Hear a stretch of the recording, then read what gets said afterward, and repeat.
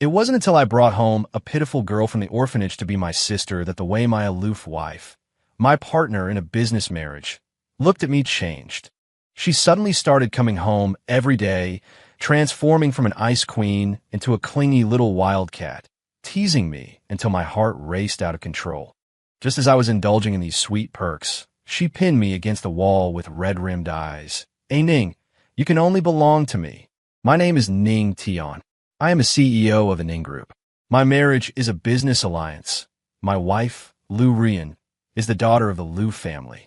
We have been married for 2 years, treating each other with polite distance. She is beautiful and independent, like a flower on a high peak. We were both busy and rarely interfered in each other's lives. Until a month ago, when a business collaboration took me to an orphanage. That was where I met Bai Ruobing. She was 18, just barely an adult, curled up in a corner like an abandoned kitten. The director said she was smart and had excellent grades, but she was withdrawn and unwilling to be adopted. For some reason, seeing her clear yet stubborn gaze stirred something in my heart. I was reminded of my own lonely and helpless younger self. "Would you like to come with me?" I crouched down, trying to keep my voice gentle. "I can support you through college and give you a home." She looked at me for a long time, long enough that I thought she would refuse. Finally, she nodded slightly and placed her hand in my palm. It was very cold. I brought Bai Ruobing home. I arranged for her to stay in the guest room on the second floor. "This is your home from now on," I told her. "You can call me Brother Ning." She lowered her head and responded softly, Ning." I was slightly stunned, but I didn't correct her. Lu Ruyan didn't ask many questions about my decision to bring an 18-year-old girl home. She merely glanced indifferently at Bai Ruobing, said, "You can decide on household matters," and paid it no further attention. I thought this was just a small interlude in life. I didn't expect it to be the start of a storm. Bai Ruobing was very dependent on me.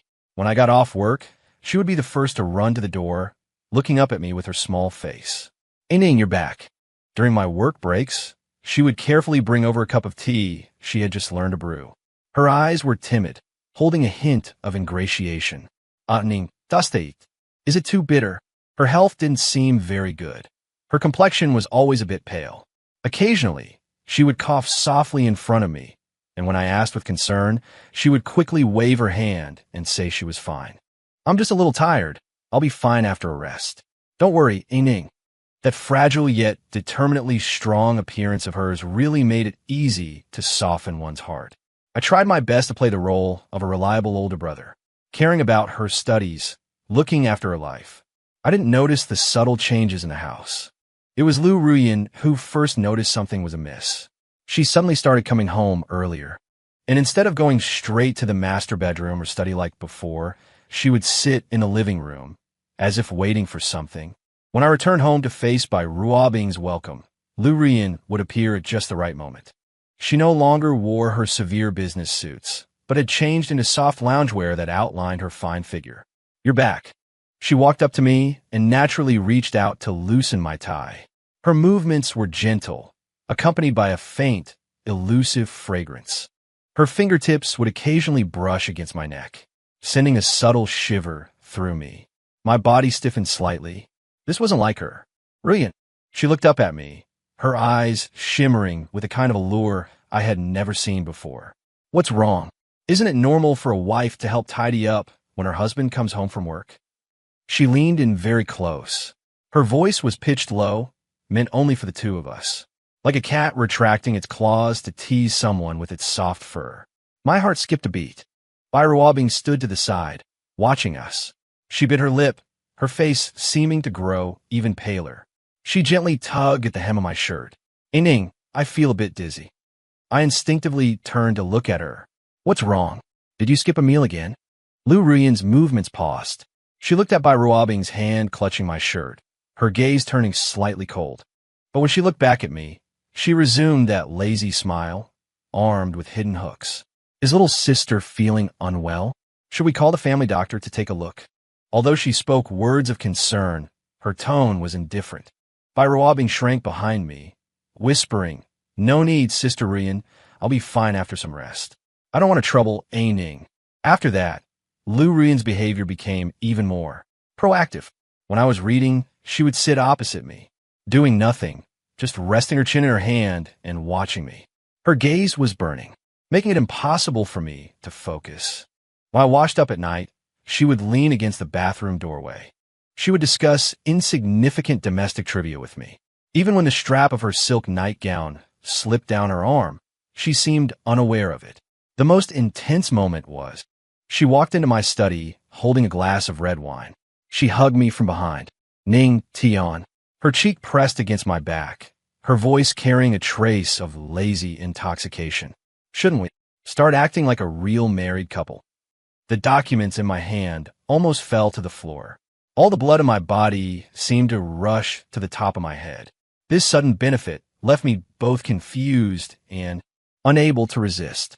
I almost drowned in her uncharacteristic passion. Until that afternoon, I finished my meeting early and went home. Opening the door, I saw Bai Ruobing slumped at the top of the stairs, her eyes rimmed red. Lu Ruyan stood before her, her expression cold. "What's going on?" I walked over quickly. Seeing me, Bai Ruobing's tears fell instantly. She extended her hand, revealing a tiny, almost invisible red mark on her wrist. "Ning, don't blame Sister Ruyan. I fell by myself, accidentally." Lu Ruyan sneered and crossed her arms. "I didn't even touch her." Bai Ruobing shrank back, tears falling even harder, looking at me helplessly. "I'm sorry, Ning. It's all my fault. For making Sister Ruyan angry." Looking at this chaotic scene, I felt a massive headache coming on. That night, I tried to communicate with Lu Ruyan. Ruobing is still young. She just came out of the orphanage, so she might be sensitive." Lu Ruyan was applying nail polish. Hearing this, she paused. She looked up at me, her eyes seemingly coated in a layer of ice. "So you think I'm bullying her?" "That's not what I meant." She stood up and walked in front of me. Her fingers lightly traced across my chest. Yet her voice carried a bone-chilling coldness. "Ning Tian, you really care about her down to the finest detail, don't you?" She leaned close to my ear, her warm breath spraying against my earlobe. But the words she spoke sent a shiver through my heart. "Just how good is that little girl?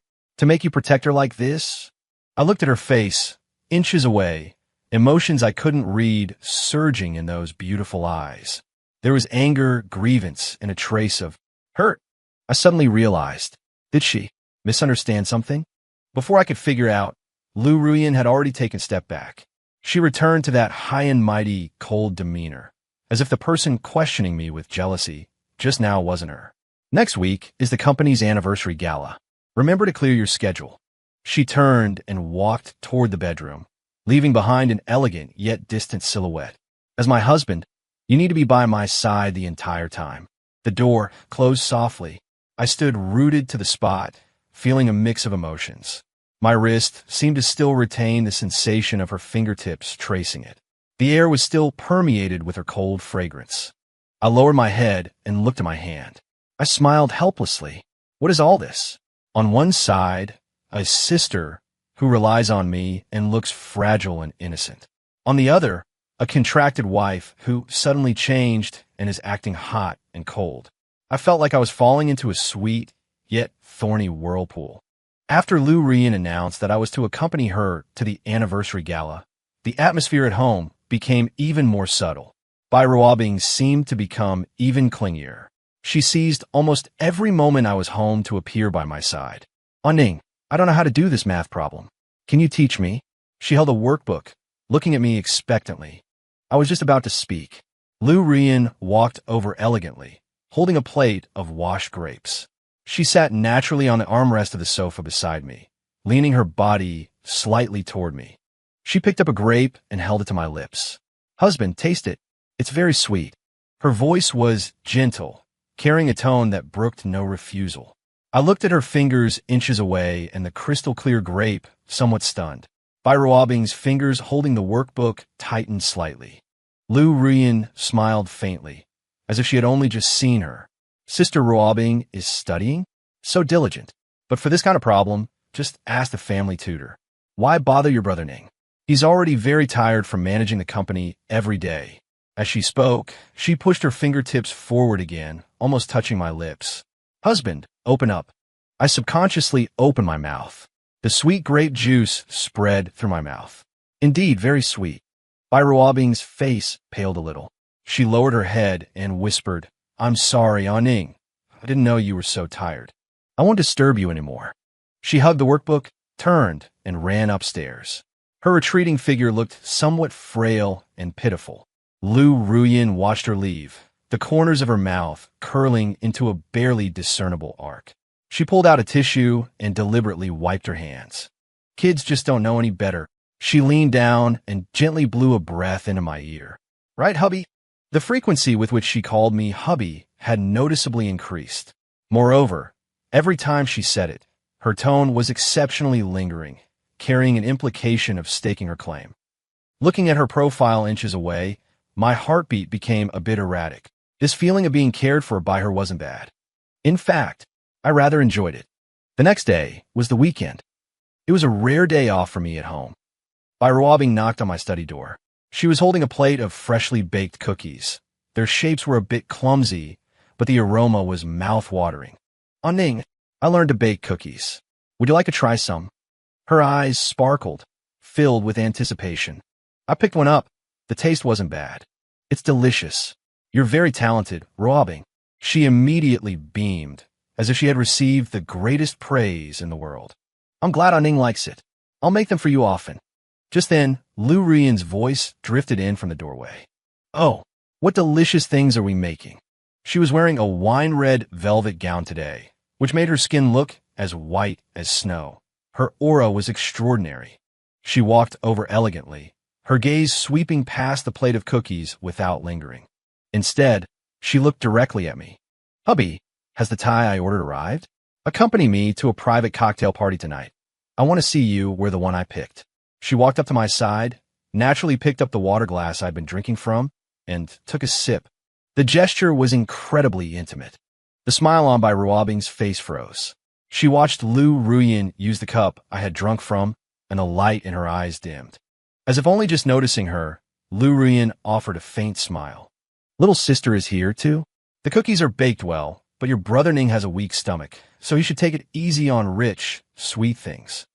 As she spoke, she reached out to straighten my collar, which wasn't even messy. Her fingertips ghosted over my Adam's apple. "Right, hubby?" My throat felt a bit dry, so I could only nod. Bai Ruobing lowered her head silently, staring at the tips of her shoes. Her voice was as faint as a mosquito's buzz. "I understand, Sister Ruyin. I'm sorry, Aning. I didn't know your stomach was bad." She picked up the plate of cookies and whispered, "I'll go out now." Watching her dejected retreating figure, I felt a bit uneasy. Lu Ruyin, however, seemed like she had won a battle. Her mood was excellent. She placed her hands on my shoulders, applying slight pressure to make me lean back against the chair. She looked down at me, her eyes holding a trace of slyness and triumph. "Ning Tian." She rarely called me by my full name. "Remember who you are." Her finger tapped lightly against my chest. "You are my husband, Lu Ruyin's husband." Her voice was soft, yet it carried an unquestionable dominance. In here, there can only be me. Looking at the clear possessiveness in her eyes, my heart gave a violent thud. This blunt declaration carried more impact than any roundabout flirting ever could. That evening, I accompanied Lu Ruyin to the private cocktail party as promised. She held my arm, handling herself with ease and looking radiant. In front of everyone, she treated me with the utmost respect. Talking and laughing, we appeared to be the picture of a loving couple. Only I knew that the hand resting in the crook of my arm would occasionally give me a sharp pinch, as if to remind me, don't get distracted. It was getting late when we returned home. The villa was quiet, lit only by a few wall sconces. As soon as we entered the living room, we saw Bai Ruobing curled up on the sofa, apparently asleep. She was covered only by a thin blanket. Hearing the commotion, she woke up. She rubbed her eyes, and upon seeing us, immediately stood up. "Aning, Sister Ruyin, you're back." Dressed in flimsy pajamas, she looked even more frail. I made some hangover soup. It's keeping warm in the kitchen. Would you like some?" Her eyes gazed at me timidly, filled with obvious concern. The smile on Lu Ruyin's face faded. She released my arm, crossed her own, and looked coldly at Bai Ruobing. "You're certainly thoughtful, little sister, staying up this late just to wait for us." Her tone was dripping with sarcasm. Bai Ruobing seemed frightened. She shrank back, her eyes instantly reddening. That's not it. I was just worried about Anning. She looked at me, tears welling up in her eyes. Anning, did I do something wrong again? Seeing her like this, my heart softened. No, Ruobing, thank you. I try to keep my voice gentle. It's late. Go get some rest so you don't catch a cold. Bai Ruobing nodded obediently, whispered good night, and quickly headed upstairs with her head down. Lu Rian watched coldly from the sidelines. Only when Bai Ruobing's figure disappeared at the top of the stairs did she let out a cold scoff. Truly heart-wrenching. She turned to face me, her eyes sharp. Ning Tian, do you enjoy being fought over by two women? I looked at her, a little helpless. Ruyan, she's just a child. A child? Lu Ruyan cut me off, stepping forward until she was almost pressed against me. She looked up at me, her red lips curving into a cold, alluring arc. 18, she's an adult. Her finger traced my tie, slowly moving down, stopping at my chest. The way she looks at you isn't like a child looking at her brother. Her fingertip, through my shirt, gently poked my heart. This place, it better stay clear. Her voice carried a hint of warning. It was mixed with an indescribable allure. Don't forget who your wife is. With that, she didn't wait for my reaction, suddenly stood on her tiptoes and pressed a brief but distinct kiss on my lips. It carried the scent of wine and her unique fragrance. A touch and then gone.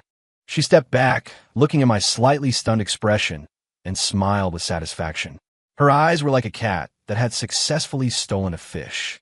Good night, my husband.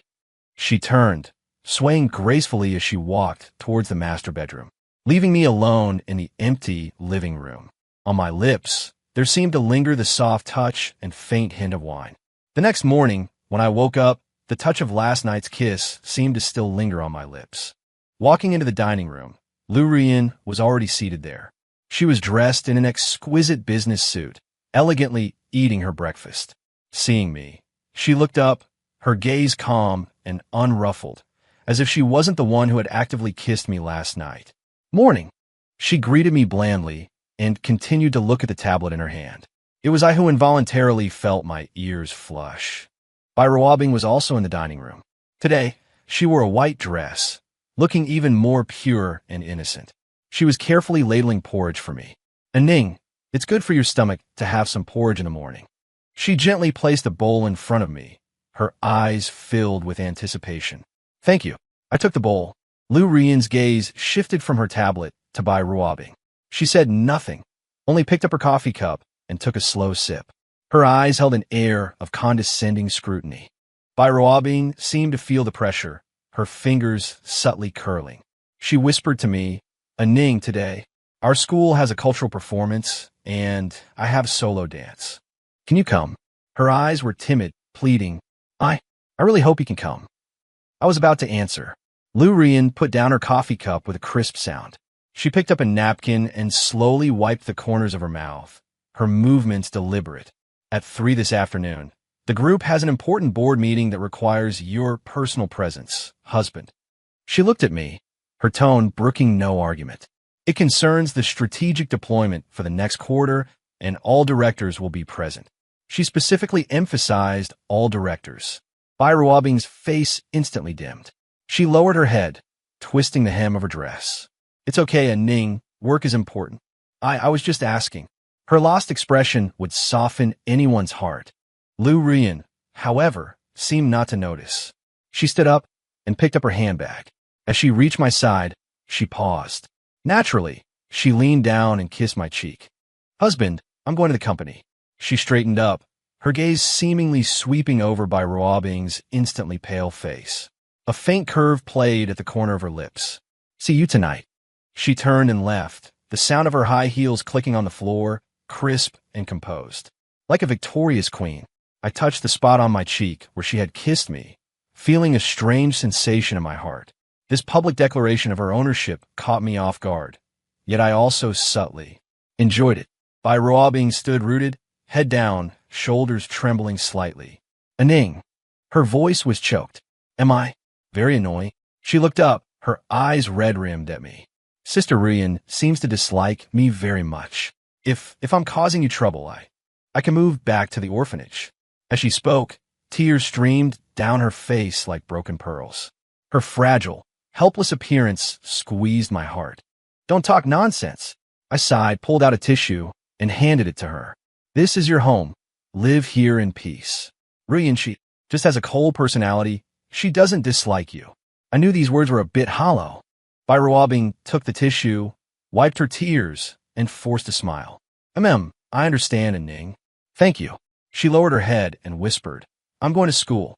Watching her lonely figure leave, I rubbed my temples. This, being caught in the middle, was not a pleasant feeling. In the afternoon, I presided over the board meeting on schedule. The agenda was important, certainly, but not so rigid that the time couldn't have been adjusted. I knew Lu Ruyan had done it on purpose. She was drawing a line in the sand, in her own way. After the meeting, I returned to my office. I received a video from Bai Ruabing on my phone.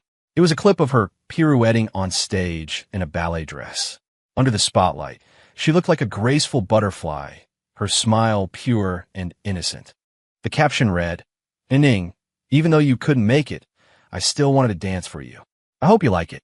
She was indeed beautiful in the video, possessing the unique vivacity of a young girl. I replied with a simple, "You danced beautifully." Almost at the exact moment I hit send, there was a knock on my office door. Lu Ruyan pushed the door open and walked in. She held a folder in her hand, as if she were there to discuss business. But her gaze landed precisely on my phone screen, which I hadn't had time to lock. On the screen was the freeze frame of Bai Ruabing dancing. Lu Ruyan's eyes instantly turned cold. She walked up to my desk and set the folder down. Leaning forward slightly, she braced her hands on the desk and looked me straight in the eye. "It seems President Ning has plenty of free time." The corners of her red lips curved up, but her eyes were cold as ice. "Enough time to admire dance videos, at least." I instinctively started to explain, but she didn't give me the chance. She straightened up, crossed her arms, and let out a cold laugh. "It makes sense. Having an 18-year-old, multi-talented sister at home is certainly much more interesting than facing a cold-natured wife like me." She had obviously overheard what I said to comfort Bai Ruabing this morning. Seeing the surging anger and a trace of imperceptible grievance in her eyes, I felt a mix of helplessness and amusement. This jealous side of her was much more vivid than her usual aloof demeanor. "Ruyan, that was just..." "Don't bother explaining." She cut me off and walked around to stand in front of me. Suddenly, she reached out, grabbed my tie, and forced me to lower my head slightly. She brought her face close to mine, her breath brushing against my cheek. "Ning Tian." Staring into my eyes, she enunciated every word. "I don't care if you see her as a sister or whatever else, but you need to be clear about who is the one standing by your side." Her voice was low, laced with a dangerous seduction. "Your eyes must look only at me." With that, she abruptly released my tie and turned to leave. She stopped at the door. Without looking back, she said indifferently, "Sleep in the master bedroom tonight. I've already had your pillow and pajamas moved there." The door clicked shut. I stood there, my tie still askew from her grip. The air still held the lingering scent of her cold fragrance. I mulled over her domineering, jealous words.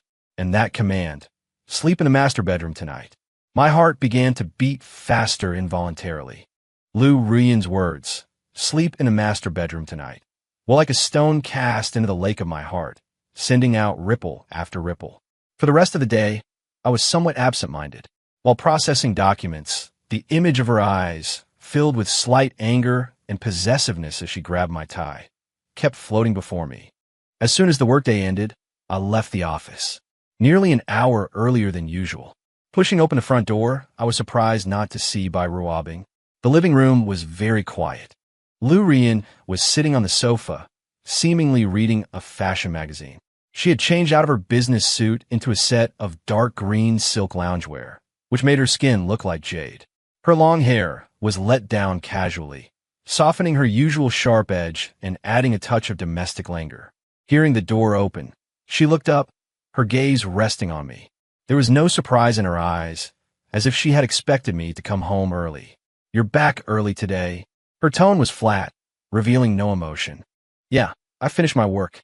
I changed my shoes and sat down on the sofa opposite her. A subtle tension permeated the air. Neither of us mentioned the kiss from last night, nor did we bring up her command this morning for me to return to the master bedroom. It was like a silent game of chess. A little later, Ruabing came downstairs. Her eyes lit up when she saw me, but that light quickly dimmed when she noticed Lu Ruyan sitting nearby. She was holding a beautifully packaged small box. "Ining, you're back." She walked up to me and handed me the box, her voice soft. "I passed a handmade cookie shop after school today and saw these. I remembered you said you liked the cookies I bake, so I bought some. I don't know if you like them." Her look was timid and ingratiating. I was just about to take it. Lu Ruyan closed the magazine in her hands with a soft snap. She stood up, walked leisurely over to me, and sat down right next to me. We were very close enough for me to smell the faint fragrance of her hair. She didn't even glance at the box of cookies. Instead, she reached out and naturally straightened my shirt collar.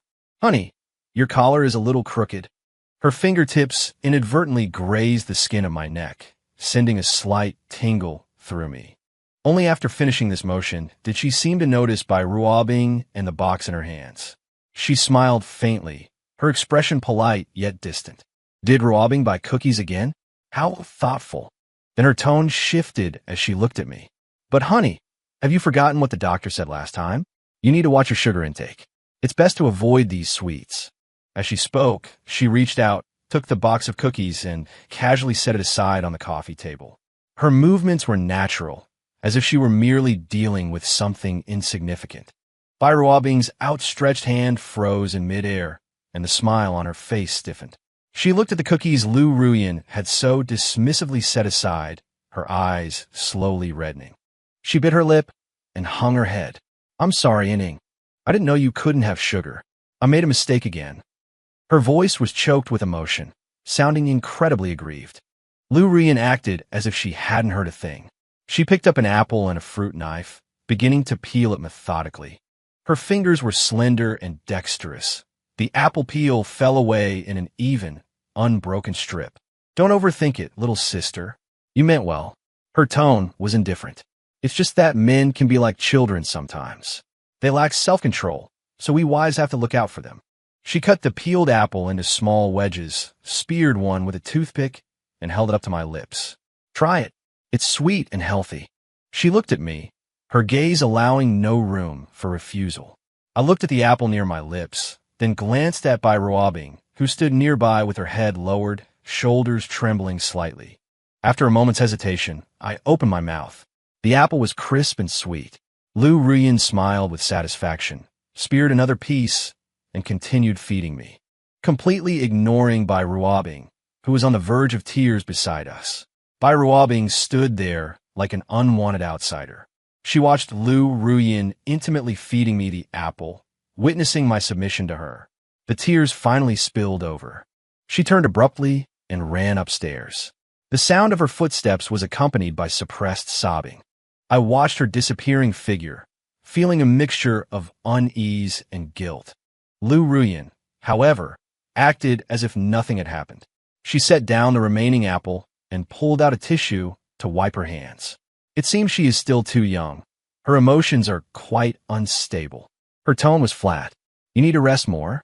Don't let insignificant matters affect your mood." She stood up and looked down at me. "I'm going to take a shower." She paused, then added, "In the master bathroom." She gave me a pointed look, then turned and walked elegantly toward the master bedroom. I sat alone in the living room.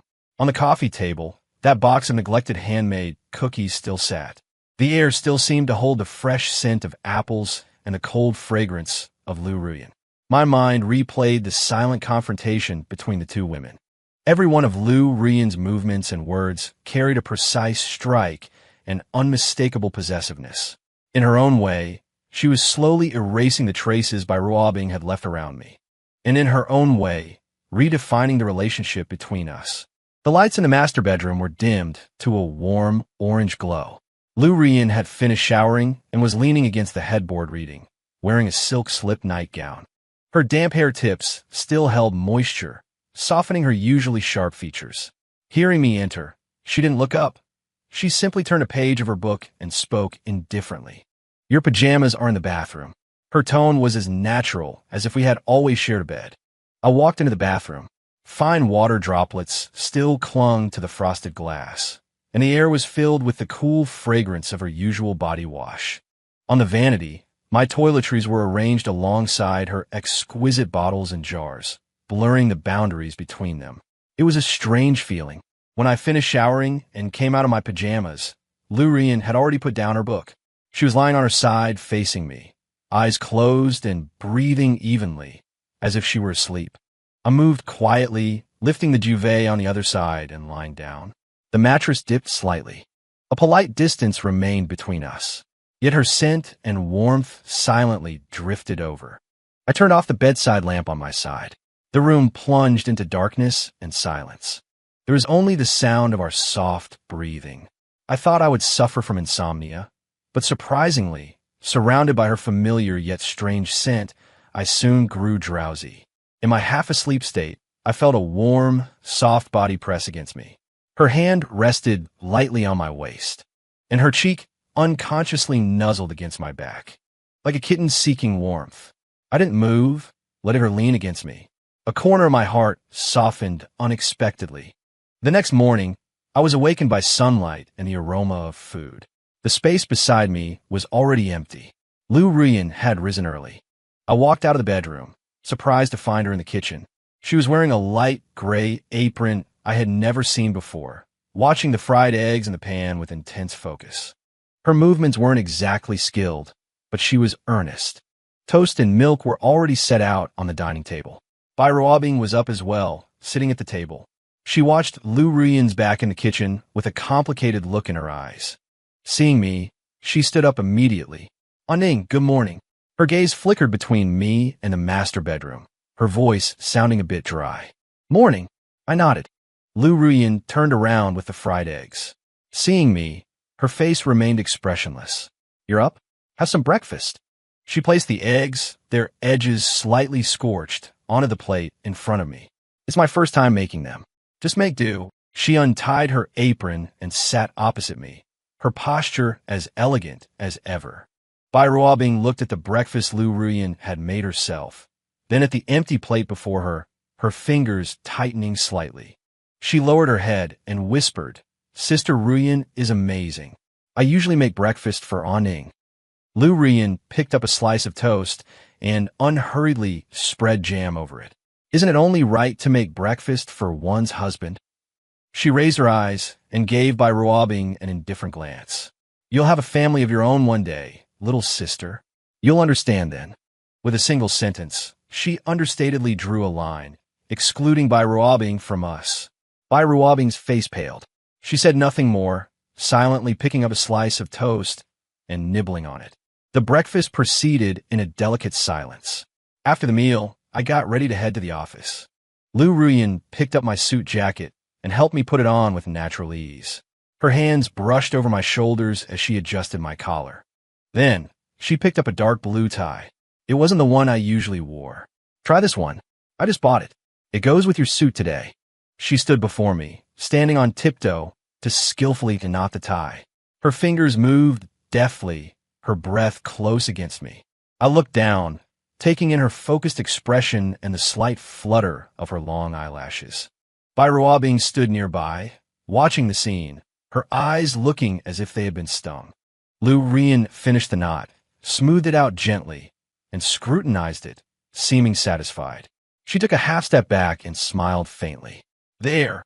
The entire process was natural and fluid, carrying an unquestionable intimacy. I touched the knot of the tie, feeling a strange sensation in my heart. "Thank you." Lu Rian picked up her handbag. "Let's go. We'll leave together." She naturally took my arm and looked at Bai Ruobing. "Little sister, we're off to the office. Have a good day at school." Bai Ruobing stood rooted to the spot, staring at our linked arms, and managed to squeeze out a smile. "Goodbye, Aning. Goodbye, Sister Rian." Her voice was so faint it was barely audible. Once we were out the door and in the car, Lu Rian let go of my arm. She reverted to her usual cold demeanor and took out her phone to answer emails. It was as if the gentle, considerate wife from a moment ago had been nothing but a hallucination. The car drove smoothly toward the office. Lu Ruyan kept her head down, looking at her phone, the profile of her face appearing somewhat cold in the morning light. As we neared the office, she suddenly spoke, her gaze remaining on the screen. It's my father's birthday next week. We're hosting a small family dinner at home. Clear your schedule in advance. Her tone was the usual notification, not a request for discussion. Okay, I responded. It was a necessary social obligation following our arranged marriage. I was long used to it. She put away her phone and turned her gaze out the window. Remember to prepare a gift. Father has been into collecting inkstones recently. Understood. The car fell into silence again. It wasn't until the car stopped in front of the office building and she was about to get out that she added one more thing. Dress formally that day. She paused, her meaning pointed. Just us. I was slightly stunned, but then I understood. She meant without by-ruabing. Watching her back as she pushed the door open and exited, I suddenly felt that this aloof wife of mine possessed an extraordinary persistence when it came to staking her claim, and her methods were becoming increasingly precise. That afternoon, I received a message from by-ruabing. It was a photo of her standing in a shopping mall with a famous stationery store in the background. Ning, I heard Uncle Lou likes inkstones. I happened to be at the mall and wanted to pick one out for his birthday. Which style do you think is better? A cute emoji was attached. I looked at the phone screen and frowned slightly. Lu Ruyan had explicitly stated that this was a family dinner for just us. by-ruabing's intent with this move was becoming rather obvious. I replied, no need to go to such expense. I will prepare the gift. You just focus on your studies. After the message was sent, there was a long silence on the other end. It wasn't until I was about to get off work that I received her reply. Oh, I see. Ning, do you also feel like I'm just a burden? A crying emoji followed the text. I did not reply again. After finishing the work at hand, I rubbed my temples and prepared to go home. Pushing open the study door, however, I found by-ruabing standing outside. Her eyes were red and swollen, as if she had been crying for a long time. In her hand, she tightly clutched an exquisite brocade box. Ning. Her voice was hoarse and thick with nasal congestion. Am I really that annoying? She held the brocade box out to me and opened it. Inside was a small sheet inkstone with delicate carving. It was obvious she had put thought into it. I just wanted to express my gratitude. Uncle Lou is your father-in-law, and since I'm staying here, I should. As she spoke, tears fell again, landing on the velvet lining of the box. Sister Ruyan doesn't like me, I know. I can't do anything right. I only cause trouble for you, Ning. She looked up at me with tear-filled eyes, her gaze so fragile it seemed it might shatter at a touch. If my presence makes things difficult for you, Ning, I can leave right now. She made a gesture to turn away, but her footsteps were unsteady and staggering, as if she might faint at any moment. Seeing her like this, my heart softened slightly, and I sighed. No one wants you to leave. I took the brocade box, which felt warm to the touch. The inkstone is beautiful. Thank you for the thought. by-ruabing immediately broke into a smile through her tears, as if she had received a heavenly reward. Really? As long as you like it, Ning. She took a step forward, seeming to want to get closer to me, but ultimately stopped, simply looking at me with those wet, misty eyes. I knew it. Ning is the best. Just then, a slight cough came from the study doorway. by-ruabing and I turned our heads simultaneously. Lu Ruyan was standing there, arms crossed, leaning against the doorframe. I hadn't noticed when she arrived. She must have just returned home. She was still wearing the evening gown she had worn to the event, a black, off-shoulder-long dress that outlined the perfect curves of her figure. Her face bore exquisite makeup, but her eyes were as cold as ice. Her gaze swept over the undried tear tracks on by-ruabing's face, then fell upon the open brocade box in my hand. The corner of her mouth curled into a faint, mocking arc. It seems I've returned at a bad time. Her voice wasn't loud, but it carried thorns that pierced the air. by-ruabing acted like a frightened deer, abruptly taking a step back to hide behind me, whispering timidly, Sister Ruyan. Lu Ruyan ignored her and walked straight up to me. She carried the cool scent of the outdoors and the faint aroma of wine. She glanced at the inkstone in my hand and gave a light chuckle. Little sister really is thoughtful, finding out my father's preferences so clearly. She raised her hand, not to take the inkstone, but to directly touch the front of my shirt, which had just been dampened by her sister's tears. Her fingertips were cool as they gently caressed the slightly wet fabric. Her movements carried a blatant intimacy and possessiveness. Her gaze, however, looked sharply at by Ruabing behind me. However, her red lips parted slightly, her voice holding a trace of lazy intoxication, yet remaining incredibly clear. My father, naturally, will be taken care of by me and my husband. There is no need to trouble. An outsider. She emphasized the word outsider with particular weight. Ruabing's face instantly turned as pale as paper. Her body swayed, and tears welled up again, but she bit her lip hard to keep herself from crying out. Lu Ruyan withdrew her hand, as if she had merely brushed away a speck of dust. She looked at me, her expression returning to calm, perhaps even carrying a hint of weariness. I'm tired. I'm going back to the room to rest. She turned, her skirt tracing an elegant arc. Reaching the doorway, she stopped without looking back, simply dropping a faint sentence. Husband, aren't you coming back to the room yet? Her voice carried a natural, unquestionable tone of urgency. I stood frozen in place, still holding the cold she inkstone in my hand. Before me was Lu Ruyan's departing figure, proud and resolute. Behind me was the sound of Ruabing's suppressed, faint sobbing. The air was filled with the intense scent of gunpowder and jealousy left behind by the silent confrontation between the two women.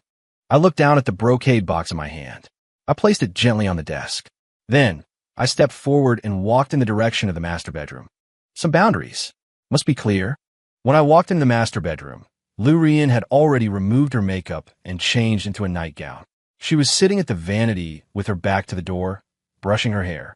The mirror reflected her expressionless face. I closed the door. The only sound left in the room was her comb gliding through her long hair. Throw away the inkstone. She spoke suddenly, her voice calm and rippleless. I paused, stunned. That was a gesture of Ruabing's affection. Affection. She set down the comb and turned, fixing me with a sharp gaze. In what capacity does she offer this affection? A distant relative adopted by the Ning family? Or the god-sister you, Ning Tian, decided to claim? She stood up and walked toward me, step by step. A faint post-bath fragrance lingered around her. Ning Tian, don't play dumb. She looked up at me, her eyes holding a piercing, all-knowing coldness. The way she looks at you is not how a sister looks at a brother. Her finger tapped lightly against my chest. She is provoking me, using her youth, her tears, and her so-called fragility. I caught the hand resting on my chest. It felt slightly cool to the touch. She's just an 18-year-old child. She just left the orphanage and feels insecure. Lu Ruyan let me hold her hand, the corner of her mouth curling into a sarcastic arc. 18 years old, yet she already knows how to exploit a man's sympathy. She leaned in close, her breath brushing against my jawline. And you see it clearly, yet you still indulge her. Her other hand caressed my cheek, her fingertips cool. Is it because you enjoy the feeling of being needed? My husband. She spoke those last two words with deliberate lightness, yet they carried the weight of 1,000 pounds. I looked into her eyes, inches from mine. There was anger, dissatisfaction, and a trace of something I had deliberately ignored. Care. I'm not indulging her. I sighed. I just feel sorry for her. Sorry for her. Lu Ruyan let out a soft laugh, though her eyes grew colder. There are plenty of pitiful people in this world. Why don't you just move the entire orphanage into our home? She pulled her hand free, stepped back, and crossed her arms. Tomorrow, I'll have my assistant contact a reputable international boarding school. The environment is excellent. The management is strict, and it will be perfect for her to focus on her studies. She used a tone of finality, leaving no room for negotiation. I frowned. Ruyan, isn't that a bit too? Too what? She cut me off, her gaze sharp. Too heartless? Or does it ruin your fun of keeping a mistress tucked away? Her words were becoming cutting. Ning Tian, our marriage isn't just about two people. It concerns both the Lu and Ning families. She walked to the window, staring out at the heavy night. I don't want some insignificant person causing ugly rumors. Her silhouette under the light seemed aloof, yet bore a trace of imperceptible fatigue. Watching her, I suddenly realized that her recent transformation, her assertiveness, her jealousy, wasn't just about robbing. It was also because of what this marriage represented, the family ties and dignity that cannot be easily severed. The next morning, the atmosphere at the dining table was exceptionally heavy. Robbing's eyes were swollen like walnuts. She had obviously cried all night. She kept her head down, sipping her milk in silence. Ryan, on the other hand, acted as if nothing had happened, eating her breakfast elegantly and occasionally confirming my work schedule for the day. "All right," she said, as if suddenly remembering something. She set down her coffee cup and looked at Robbing. "Sister Robbing, considering your college entrance exams are coming up, Ning Tian and I discussed it and feel you need a quieter environment for your studies." Robbing's grip on her cup tightened violently, her knuckles turning white. She looked up at Ryan in disbelief, then quickly cast a pleading look at me. Her eyes were filled with panic and fear. Ryan pretended not to notice and continued in a flat tone. "We found an excellent boarding school for you. You can complete the enrollment procedures this weekend." "No, I won't." Robbing shot up from her chair, knocking over her milk cup. The white liquid spilled across the table. Her face was deathly pale, her whole body trembling. "Ning, I don't want to go to boarding school. I don't want to leave here. Please." She rushed over to me and grabbed my arm, tears streaming down her face. "Ning, don't drive me away. I'll be good, I promise. I'll never make Sister Ryan angry again. Don't send me away." She was sobbing so hard she could barely breathe, looking as fragile as a withered leaf in the wind. Seeing her like this, I felt a tightness in my chest. "Robbing, calm down. This is just for the sake of your studies." "It's not for my studies." Robbing screamed, cutting me off. She pointed at Ryan, her eyes filled with resentment. "It's her. She can't stand me. She wants to kick me out." Ryan watched her coldly, saying nothing, her eyes holding a hint of disdain. "Ning." Robbing gripped my arm tightly, her fingernails almost digging into my flesh. "You promised to give me a home. You said this was my home. You can't go back on your word." Her voice was shrill, filled with desperate accusation. I looked at her hysterical state, then glanced at Ryan, who was watching coldly from the side. For a moment, I didn't know how to respond. Ryan slowly stood up and dabbed the corners of her mouth with a napkin. She walked over to Robbing, towering over her. "Home." Her red lips parted slightly, her voice as cold as ice. "This is my and Ning Tian's home." Her gaze swept over Robbing's hand clutching my arm, her eyes sharpening. "Let go." Robbing was intimidated by her imposing presence, and her grip subconsciously loosened. Ryan reached out. Her movement seemed gentle, yet carried a force that brooked no refusal as she brushed Robbing's hand off my arm. Then, she linked her arm with mine and pulled me back a step, putting distance between us and Robbing. She looked at the pail, teetering Robbing, and spoke clearly, enunciating every word. "Remember your place, and remember his. My husband is not someone you should be coveting." With that, she didn't spare Robbing another glance. She turned, holding onto my arm. "Let's go, honey. We're going to be late." Her voice had returned to its usual calm, as if the sharp-tongued woman from moments ago had been someone else entirely. As she led me toward the door, I couldn't help but look back. Robbing was still standing there, her head lowered, her long hair obscuring her expression. Only her tightly clenched, slightly trembling fists betrayed her emotions. I knew this matter wouldn't end so simply. Over the next few days, the atmosphere in the house plummeted to freezing.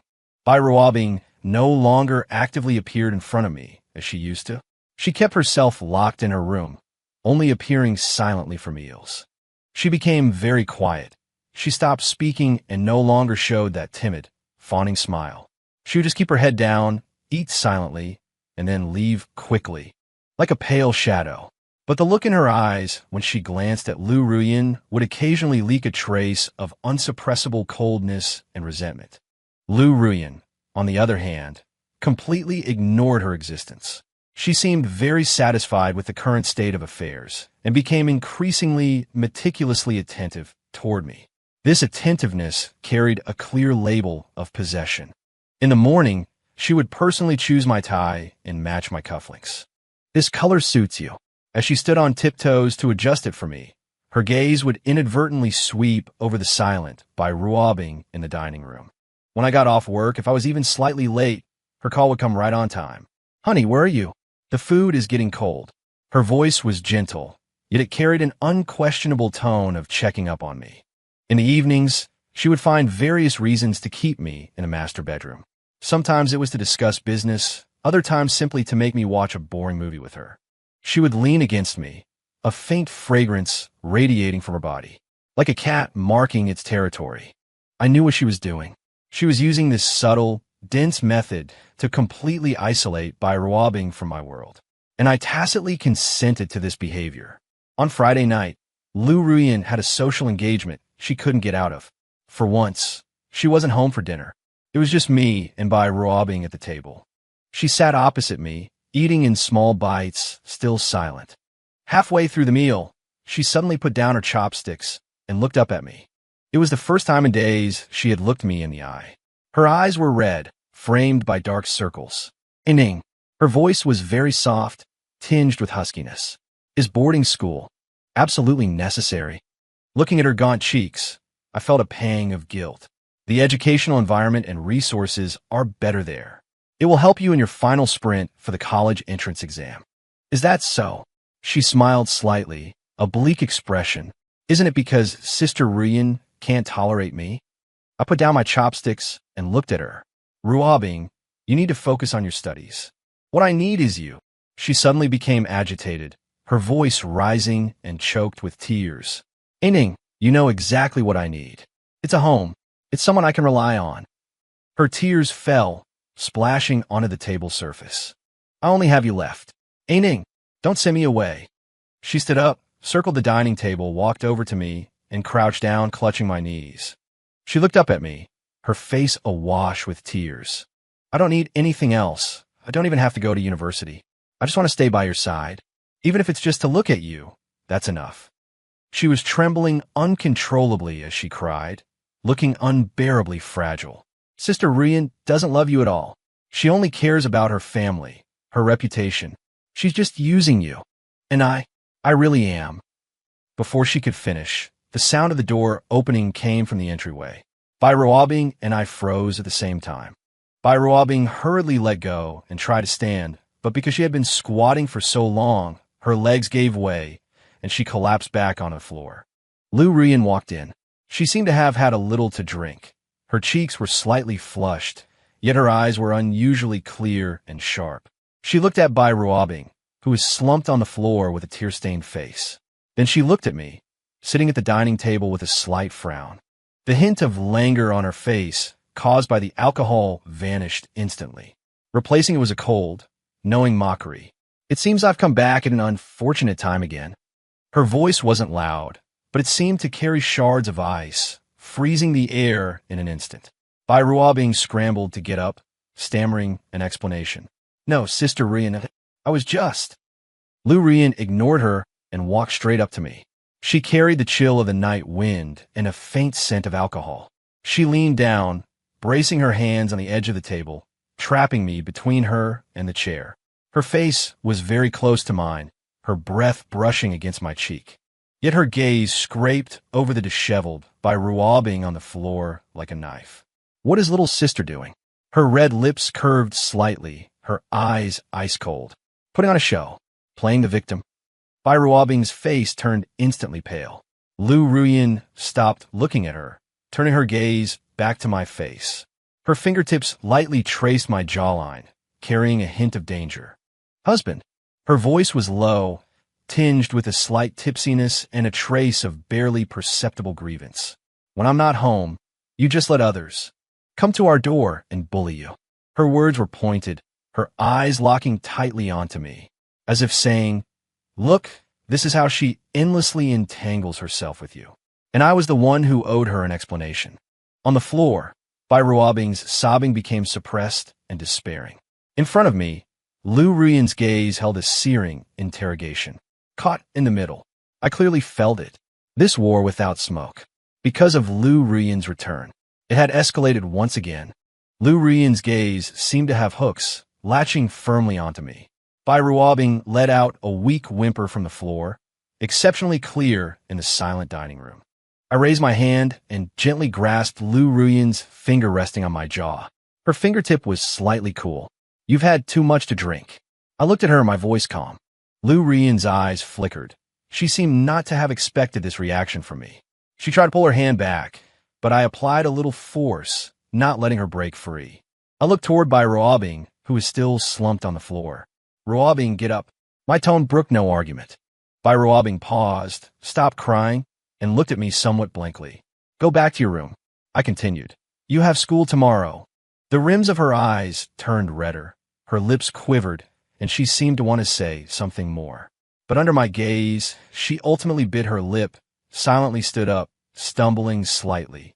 She didn't spare another glance at Lu Ruyan. Head down, she walked quickly out of the dining room.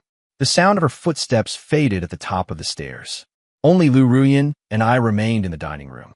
She maintained her posture, leaning over to trap me, but the sharpness in her eyes had faded somewhat, replaced by a trace of scrutiny and dissatisfaction. "You're protecting her?" She raised an eyebrow, her tone chilly. I let go of her hand, leaned back, and put a little distance between us. "I am solving the problem." I looked at her, not letting the problem escalate. Lu Ruyan straightened up, crossed her arms, and sneered.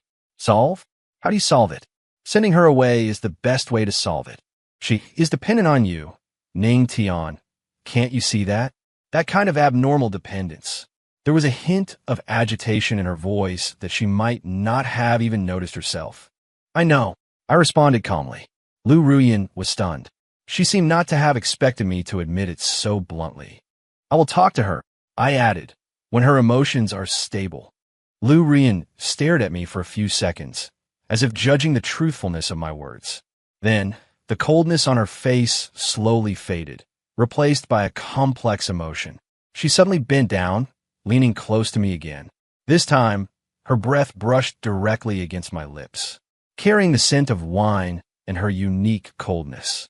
"Ning Tian," she called my name, her voice very soft, but carrying a kind of stubbornness. "I don't care how you talk to her, but there can only be one result."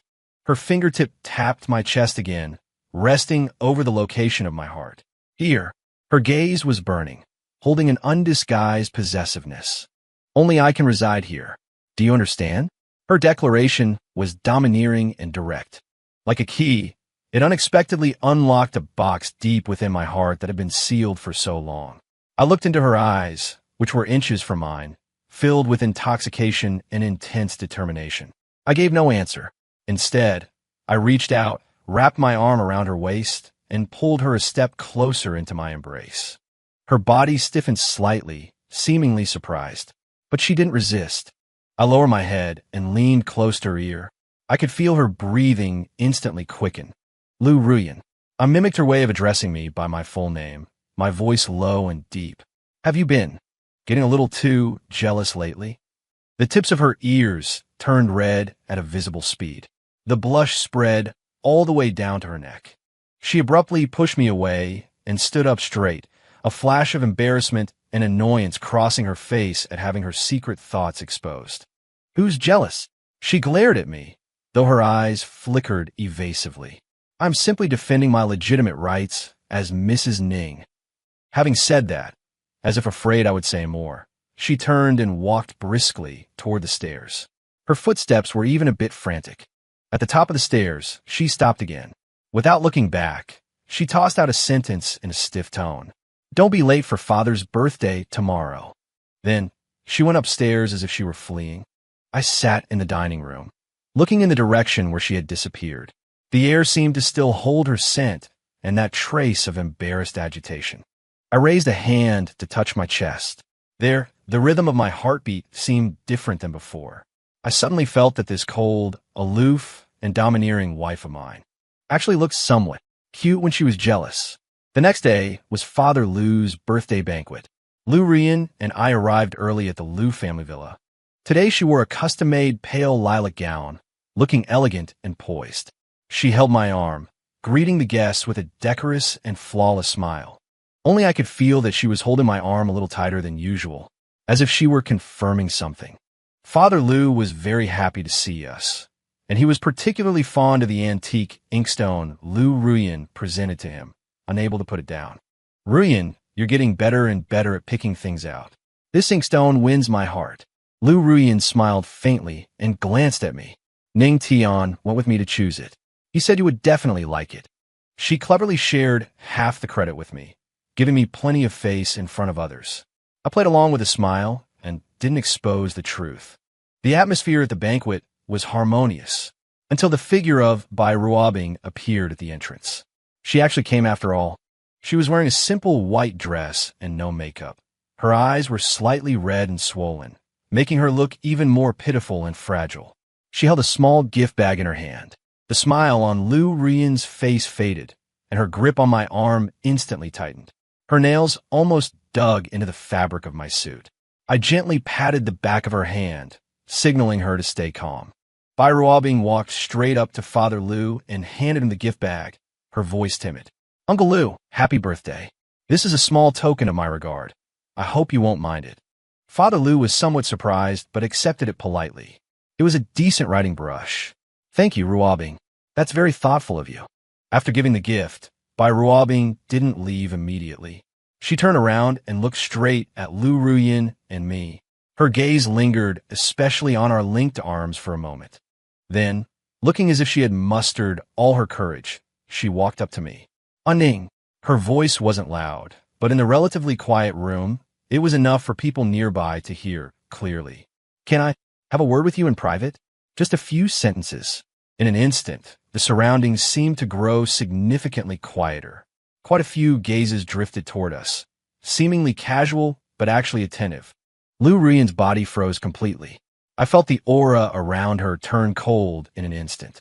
I looked at her tense profile, then turned my gaze to Bai Ruobing, whose face was filled with stubbornness and a sense of desperate risk. I knew I couldn't avoid it any longer. I gently extracted my arm from Lou Ruyen's grasp. This action caused Lou Ruyen to snap her head around to look at me, her eyes filled with disbelief and a trace of hurt. A glimmer of hope instantly ignited in Bai Ruobing's eyes. I gave Lou Ruyen a reassuring look, then nodded to Bai Ruobing. Okay. I led her to a relatively quiet terrace nearby. As soon as we stopped, Bai Ruobing's tears fell. Ning, I know I shouldn't have come, but I couldn't help it. She choked on her sobs. I just wanted to tell you, I really like you. Not the way a sister likes a brother. She looked up at me with teary eyes, holding onto a final shred of hope and despair. I know I can't compare to Ruyen. I don't have her family background, nor am I as beautiful as she is. But I met you before she did, and my heart is truer. Ning, please give me a chance. Even if I just stay by your side and watch you from a distance, that would be enough. She reached out, trying to grab my sleeve. I took a step back, avoiding her hand, and looked at her with a calm gaze. Ruobing, my voice was steady, without a single ripple. I brought you home out of sympathy and responsibility. I promised to give you a home, support your education, and let you grow up in peace. But that responsibility does not include the feelings you were hoping for. Bai Ruobing's face instantly turned as pale as a sheet, and her body swayed. Why? Is it because of Ruyen? She forced you, didn't she? No, I interrupted her, my tone firm and decisive. It is because she is my wife. I looked at her, articulating every word with absolute clarity. And I love her. The moment those words left my mouth, even I was slightly stunned.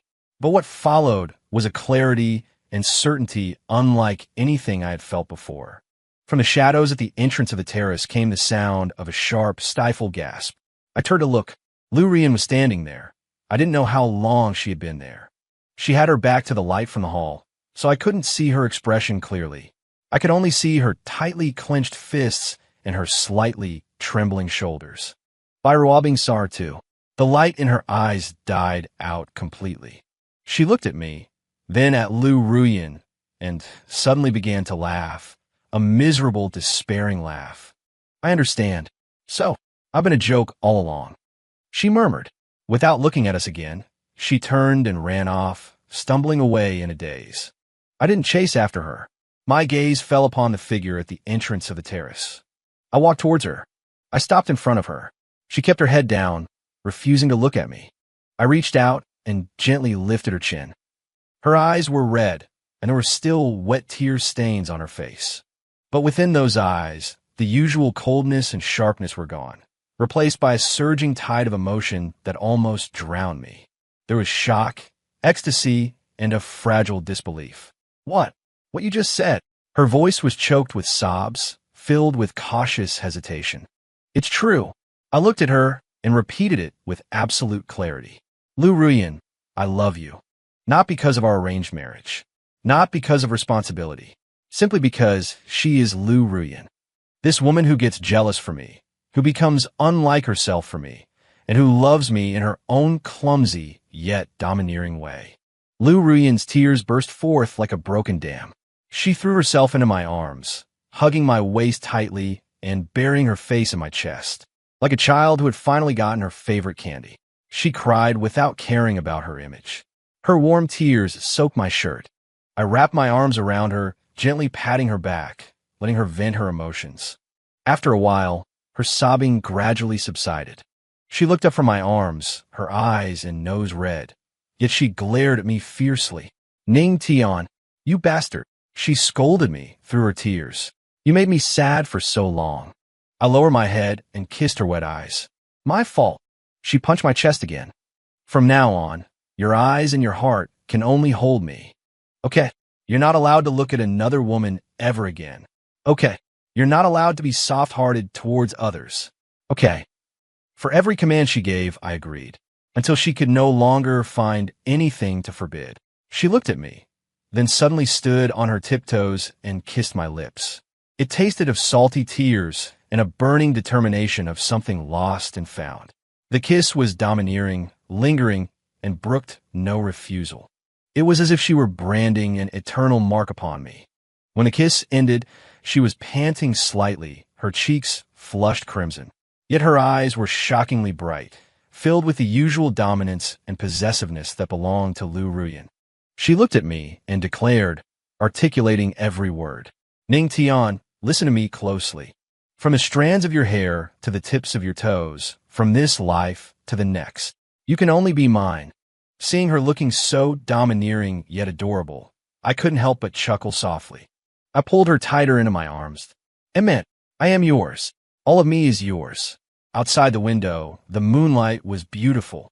Inside the hall, the party was in full swing. But here, there was just me and my domineering wife.